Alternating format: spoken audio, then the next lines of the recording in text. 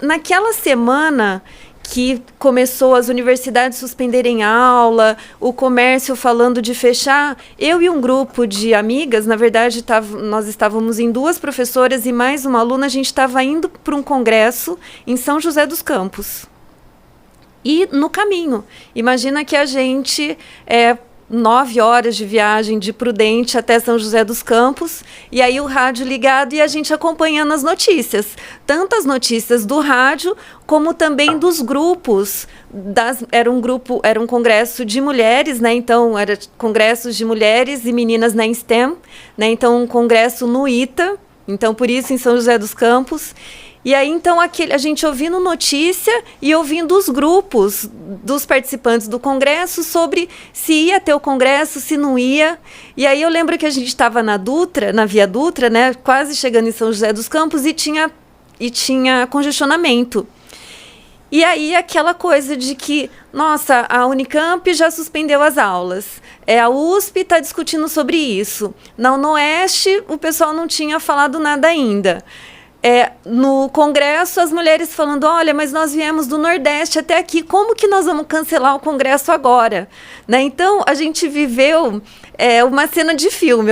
Eu falava assim, gente, nós estamos vivendo uma cena de filme, que é aquele trânsito com um monte de gente na rodovia e aquela tensão do que estava acontecendo.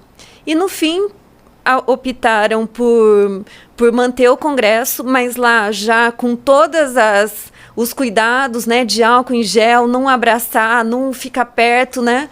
E aconteceu o congresso nessa situação. Quando nós voltamos para Prudente na segunda-feira, aí começaram as discussões na universidade, se ia suspender a aula, se não ia. Então, que eu falo que fechou a porta, né? Então, meu último evento pré-pandemia foi a participação do congresso, que foi maravilhoso, né? Mas que foi um fechamento de porta. E depois, toda a evolução aí das discussões dentro da universidade, como que ia proceder, como que não ia, se ia suspender, né? E suspendeu. Né? Então, aí depois a gente veio para cá, dentro de casa, né? Mantendo as atividades, a universidade manteve as atividades de maneira remota, ficamos 2 meses, e aí depois disso nós tivemos umas férias para um aperfeiçoamento, né? Uma organização, porque tudo foi muito rápido. Então, continuou, mas depois a gente parou um período para se preparar. E aí, para o que veio, para mais 1 ano e meio, praticamente, de aulas e atividades dentro de casa. Então, o profissional voltou para dentro de um cômodo que a gente tem em casa, que é o nosso escritório, e aí nos voltamos a isso, né? A atividade física parou. Então, a atividade física é uma coisa regular, minha, e dentro da minha casa, né? Todos.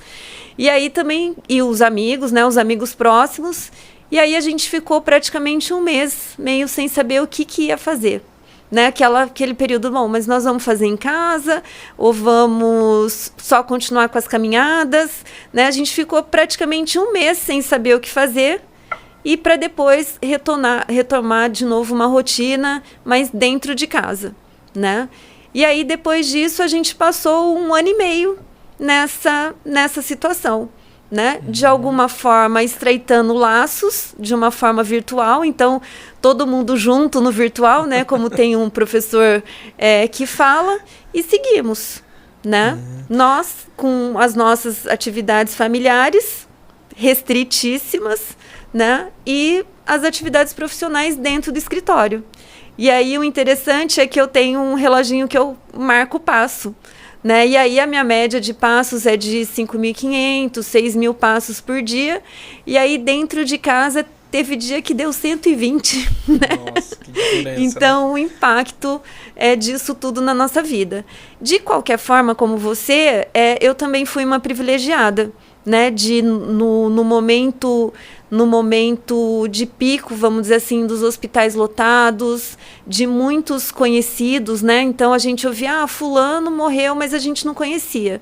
E aí chegou um momento que a gente começou a ouvir que conhecidos estavam hospitalizados, ou que faleceram, ou que ficaram muito tempo hospitalizados, né? Então a coisa chegando perto, mas não aconteceu algo fatal, nem com a gente, nem com os amigos próximos, nem com os familiares. Então, frente a esse tsunami, né, que alastrou diferentes áreas, vamos dizer assim, ainda a minha família, eu e as pessoas próximas passaram, pelo menos com as questões de saúde, passaram ilesas. Né? Então, realmente somos privilegiados de não ter nada de tão grave acometido a gente. Que acho que a gravidade maior é a gente perder um ente querido, né? Porque o resto a gente consegue de alguma forma recuperar. Mas a perda de uma pessoa querida acho que é o mais difícil.